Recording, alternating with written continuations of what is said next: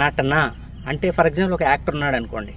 ఆ యాక్టరు నేను యాక్టర్ని, నేను చెప్పేది అబద్ధం కానీ ఇది నిజమే సుమా అని నమ్మించడానికి ప్రయత్నం చేస్తాడు యాక్టర్.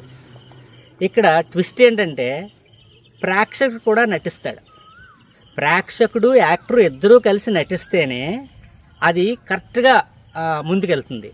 ఇప్పుడు స్టేజ్ మీద కానీ సినిమాలో కానీ ఒక యాక్టర్ నడుస్తుంది అనుకోండి, అంటే వీడు సినిమాకి వచ్చాడని తెలియదా ప్రేక్షకుడికి, నాటకానికి వచ్చాడని తెలియదా, నాటకంలోని ఆ హీరో కానీ హీరోయిన్ కానీ వాళ్ళు నటించే యాక్ట్ ఏదైతే ఉందో అది అబద్ధం అని వాళ్ళకి తెలియదా. అంటే టెంపరీగా అవును నువ్వు చెప్పేది అబద్ధం కానీ ఇది నిజమే సుమా అని టెంపరీగా నమ్మి సీట్లోకి వచ్చి కూర్చుంటాడు. నువ్వు చెప్పేదంతా నాకు తెలుసు, నీ ఆశాలని నాకు తెలుసు అని టెంపరీగా వాడు యాక్టింగ్ చేస్తాడు.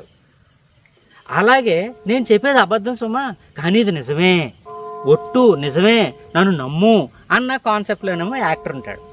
ఇలా ఉండటం వల్ల టెంపరీగా ప్రేక్షకుడు ఇది నిజమే అని నమ్మడం వల్ల ఆ యాక్టర్స్ పొందే హావభావాల్ని, అక్కడ ఉన్న సిచ్యువేషన్ని, మూడ్ని ప్రేక్షకుడు కూడా ఇన్వాల్వ్ అయిపోయి ఎమోషనల్గా గురైపోయి అందులో సీన్లో ఏడుపు వచ్చినప్పుడు తను బాధపడి, నవ్వు వచ్చినప్పుడు నవ్వుతూ, ఏదో ఎమోషన్ వచ్చినప్పుడు కోపంగా ఫీల్ అవుతూ ఆ ఎమోషన్ అన్నింటినీ కూడా ప్రేక్షకుడు కూడా ఫీల్ అవుతాడు.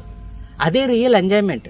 కానీ ఆ ఏడ్చేటప్పుడు ఇది వీళ్ళు అబద్ధం చెప్తున్నారు, వీళ్ళు తప్పు చెప్తున్నారు అన్న ఆలోచనలో ఉండడు. అలాగే యాక్టర్ కూడా తెలుసు తను చేసేది నటన, తను చెప్పేదంతా అబద్ధం అని. కానీ టెంపరీగా క్యారెక్టర్లో ఇన్వాల్వ్ అయిపోతాడు.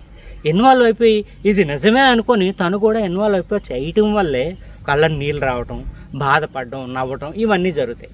సో బేసిక్గా నటన అంటే, యాక్టింగ్ అంటే అబద్ధం. ఆ అబద్ధాన్ని ఇది నిజం అని రుజువు చేసేలాగా నమ్మించడం అంతే.